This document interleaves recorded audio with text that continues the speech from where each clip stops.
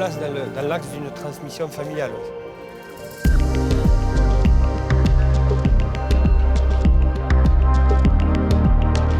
Beaucoup d'habitants dans ces vallées, des gens qui travaillaient à la mine, comme mes grands-parents, ou dans les ateliers textiles, dans les usines textiles, mais qui étaient quand même liés au monde rural parce qu'ils avaient 2 vaches, toujours une basse-cour, etc. Mais mon père, c'est lui qui a initié l'exploitation agricole. L'exploitation de terre, une entreprise. Bon, c'était une petite structure, mais donc moi, je me suis placé dans le cadre de la transmission familiale.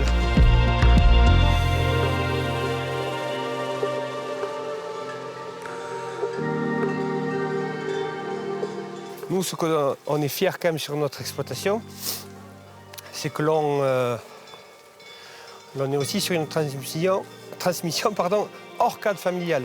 Avec Élie, notre associé depuis 2020. Et je parle de la transmission hors cadre familial pour montrer que même en n'étant pas fils d'agriculteur, fils ou fille d'agriculteur, on peut, si on veut s'émanciper dans ce métier d'éleveur, on peut le faire. Et je pense que même, je veux dire, j'assume ce que je veux dire, c'est on devra le faire.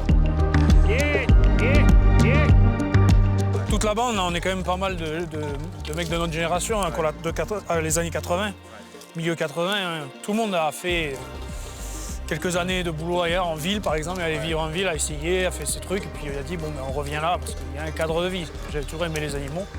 Le rapport entre animaux, nature, hein, c'est le fait de travailler là-dedans, là, tout le biotope qu'il y a entre les champs, entre les animaux, la nature. Donc, tout ça déjà, ça c'est... Et après, il y a le fait de travailler sur un territoire dans lequel on a grandi et d'avoir une main dessus et de travailler sur le territoire. C'est un endroit qu'on aime, on aime y vivre, on aime ce qui s'y passe et on a envie d'en faire partie.